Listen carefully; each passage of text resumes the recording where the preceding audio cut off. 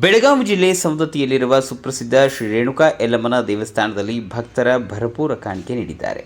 ಕೇವಲ 50 ದಿನಗಳ ಅಂತರದಲ್ಲಿ ಶ್ರೀ ರೇಣುಕಾ ದೇವಿ ಯಲ್ಲಮ್ಮ ದೇವಸ್ಥಾನದಲ್ಲಿ 1.96 ಕೋಟಿ ಮೌಲ್ಯದ ಕಾಣಿಕೆ ಸಂಗ್ರಹವಾಗಿದೆ.